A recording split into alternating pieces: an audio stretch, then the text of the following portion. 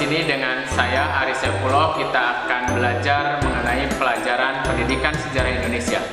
Materi yang akan kita bahas di pertemuan sekarang adalah di kelas 11 bab 4 tentang Sumpah Pemuda dan Jati Diri Keindonesiaan. Sebelum kita ke materi, kompetensi dasar yang pertama adalah menganalisis strategi perjuangan pada masa pergerakan nasional. Sedangkan tujuan pembelajarannya yaitu menganalisis latar belakang munculnya Sumpah Pemuda. Kemudian menganalisis Kongres Pemuda I dan Kongres Pemuda II dan lahirnya Sumpah Pemuda. Kemudian menganalisis proses penguatan jati diri keindonesiaan setelah Sumpah Pemuda, dan tujuan pembelajaran yang terakhir adalah menghayati dan menerapkan nilai-nilai Sumpah Pemuda dalam memperkukuh jati diri keindonesiaan. Sebelum kita ke Sumpah Pemuda, kita harus tahu dulu mengenai kebijakan politik etis sebagai pintu pembuka pendidikan modern. Kebijakan politik etis ini yang dikemukakan oleh Van Deventer. Nah, misi dari politik etis itu ada 3. Yang pertama adalah bidang edukasi, yang kedua adalah bidang irigasi, yang ketiga adalah bidang migrasi. Di bidang edukasi ataupun pendidikan, yaitu pendirian berbagai jenis sekolah dari tingkat dasar hingga jenjang pendidikan tinggi. Sedangkan di bidang irigasi, yaitu pembangunan saluran irigasi yang diperlukan bagi sarana pengairan, teknik sawah, dan perkebunan. Sedangkan di bidang migrasi, pemindahan penduduk dari daerah padat ke daerah yang memiliki kemungkinan untuk dikembangkan. Dalam pelaksanaannya, politik etis ini melakukan penyimpangan. Yang pertama di bidang irigasi, yaitu pengairan atau irigasi hanya ditujukan kepada tanah-tanah yang subur dan perkebunan swasta Belanda, sedangkan milik rakyat tidak dialiri airan dari irigasi. Kemudian di bidang edukasi ataupun pendidikan, pemerintah Belanda membangun sekolah-sekolah, namun tujuannya untuk mendapatkan tenaga administrasi yang cakap dan murah.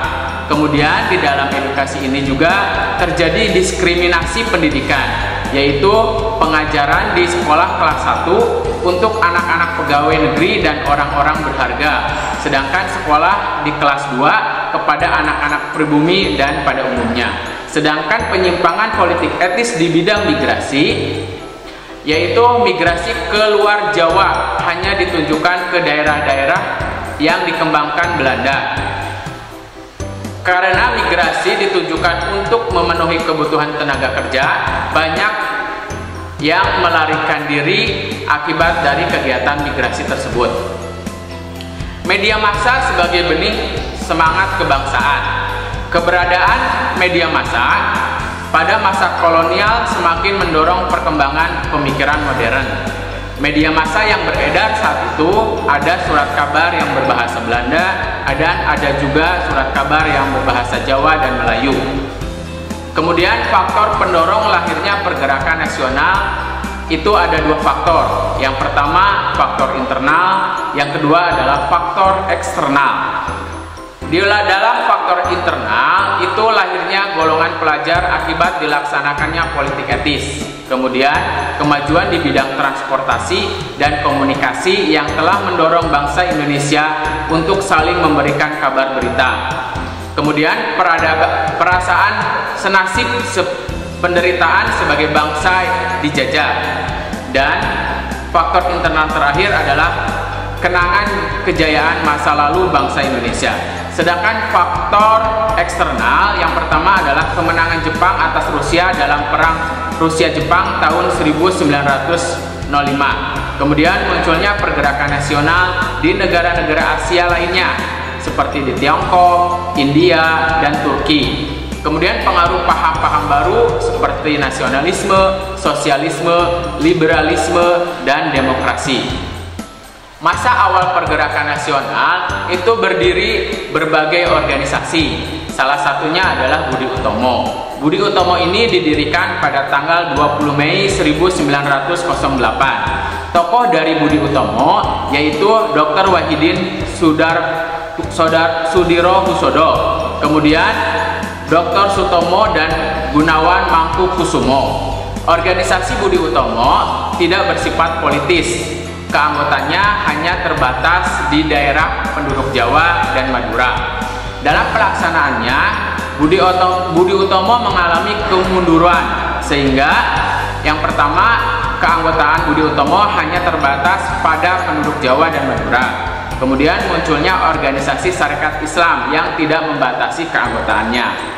Organisasi yang kedua, masa organisasi pergerakan nasional, yaitu adalah Sarekat Islam. Didirikan oleh Kiai Haji Samanhudin tahun 1911 dengan nama Sarekat Dagang Islam. Tujuan Sarekat Dagang Islam adalah menjadi wadah para pedagang muslim menghadapi persaingan dengan pedagang asing. Pada tanggal 10 September 1912, Sarekat Dagang Islam berganti menjadi Syariat Islam dengan ketuanya adalah Hos Cokro Aminoto dengan tujuan antara lain membantu perdagangan, kemudian membantu anggotanya yang kesulitan dalam permodalan, memajukan kepentingan jasmani dan rohani pedagang pribumi, memajukan kehidupan agama Islam. Selain organisasi tersebut, ada juga organisasi Muhammadiyah. Organisasi Muhammadiyah ini didirikan di Yogyakarta pada tanggal 18 November 1912 oleh Kiai Haji Ahmad Dahlan. Tujuan dari Muhammadiyah yaitu memajukan pendidikan dan pengajaran berdasarkan agama Islam, kemudian mengembangkan pengetahuan agama dan cara hidup sesuai agama Islam, dan organisasi Muhammadiyah ini bersifat non-politis dan kooperatif. Selanjutnya adalah Indise Party. Nah, didirikan di Bandung pada tanggal 25 Desember 1912. Tokohnya yang terkenal dengan 3 serangkai, yaitu Ki Hajar Dewantara, Dr. Cipto Mangunkusumo, dan Louis Dekker. Organisasi pertama yang secara tegas menyatakan tujuan mencapai kemerdekaan Indonesia. Kemudian periode nasionalisme politik, yaitu ada Gerakan Pemuda. Organisasi pemuda yang pertama kali muncul adalah Trikoro Darmo yang didirikan oleh Satiman Wiryo Sanjoyo pada tahun 1915. Selanjutnya berganti nama menjadi Jong Java. Selain Jong Java, organisasi pemuda lainnya adalah Jong Sumatera, Jong Ambon, Jong Minahasa, dan Jong Celebes. Pada Kongres Pemuda II, tanggal 27 sampai 28 Oktober 1928, menghasilkan Sumpah Pemuda. Kemudian juga periode nasionalisme politik ada Gerakan Perempuan. Gerakan wanita diawali oleh R.A. Kartini tahun 1879 sampai 1904. R.A. Kartini adalah memperjuangkan emansipasi wanita melalui surat-suratnya. Surat-suratnya R.A. Kartini kemudian dibukukan sehinggalah terkenal dengan bukunya Habis Gelap Terbitlah Terang. Selain R.A. Kartini, ada juga tokoh perempuan lainnya, yaitu Dewi Sartika yang membentuk sekolah istri di Bandung. Adanya Kongres Pemuda 1 dan 2 bertujuan untuk memperbaiki nasib dan meningkatkan derajat perempuan. Ada juga di periode radikal, ya. Periode radikal ini adalah pengaruh revolusi Rusia 1917. Munculnya pernyataan Presiden Amerika Serikat tentang pasal 14 penyelesaian Perang Dunia I tentang hak menentukan nasib sendiri. Tidak terwujudnya janji November yang pernah diucapkan Jenderal Johann Paul, yaitu tahun 1916 sampai 1921. Adanya perubahan dalam peraturan Regering pasal 11 pada 1 September 1919. Kemudian penggunaan kata Indonesia yang menjadi identitas kebangsaan. Nah, organisasi radikal yaitu adalah Perhimpunan Indonesia, ya. Ini didirikan di Belanda tahun 1908 bertujuan memperjuangkan kepentingan orang Indonesia yang ada di negeri Belanda. Tokohnya salah satunya adalah Sultan Kasajangan, ya. Kemudian R.M. Noto Suroto. pada tahun 1922 menggunakan nama Indonesia Vereniging untuk memperkuat kebangsaan dan terjun ke politik. Organisasi radikal Perhimpunan Indonesia ini tahun 1925 ya mengganti namanya menjadi Perhimpunan Indonesia, yaitu dengan ketuanya adalah Dr. Andes Muhammad Hatta. Kegiatannya yaitu upaya mempropaganda melalui majalah Hindia Putra atau Indonesia Merdeka tahun 1924. Misi dari atau visi dari politik Perhimpunan Indonesia yang pertama adalah Indonesia ingin menentukan nasibnya sendiri. Bangsa Indonesia mengandalkan kemampuan dan kekuatan sendiri. Bangsa Indonesia harus bersatu dalam melawan penjajahan. Kemudian, organisasi radikal lainnya adalah PNI atau Partai Nasional Indonesia. Itu pada tahun 1927, Dr. Cipto Mangunkusumo, M.R. Satono, M.R. Ishak Cokro Hadikusuryo, dan M.R. Sunaryo dalam Kongres Partai Nasional Indonesia itu memilih Soekarno menjadi ketua. Nah, PNI memiliki asas menolong diri sendiri, tidak mau bekerja sama dengan Belanda, menghapuskan kemiskinan. Kegiatannya yang pertama adalah menyelenggarakan kursus pendidikan dan sekolah-sekolah, menerbitkan surat kabar Persatuan Indonesia di Batavia dan Benteng Priangan di Bandung, mengadakan rapat-rapat umum. Selanjutnya organisasi radikal adalah PKI, yaitu Partai Komunis Indonesia. Itu berdiri tanggal 23 Mei 1923. Pada tahun 1920, Perserikatan Komunis Hindia dan menjadi Partai Komunis Indonesia dengan tokohnya adalah Alimin dan Musso. Gerakan radikalnya ditunjukkan dengan melakukan aksi pemogokan kaum buruh, salah satunya di Pulau Jawa dan di Pulau Sumatera. Akibat aksi tersebut dinyatakan sebagai partai terlarang oleh kolonial Belanda. Kemudian ada FOK sebagai forum aspirasi politik. Di sini ada fraksi nasional, ada petisi Sutarjo, kemudian ada mosi Tamrin.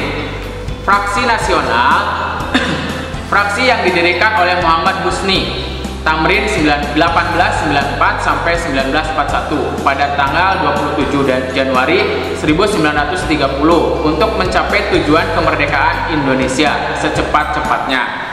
Kemudian di petisi Sutarjo dicetuskan oleh Sutarjo Karto Hadikusumo ya, dengan tujuan menyusun suatu rencana pemberian kepada Indonesia suatu pemerintahan yang berdiri sendiri dalam batas pasal 1 Undang-Undang Dasar Kerajaan Belanda. Sedangkan di mosi Tamrin dikeluarkan oleh M.H. Tamrin agar pemerintah kolonial Belanda mengganti istilah yang dianggap sudah tidak sesuai lagi dengan situasi bangsa Indonesia saat itu.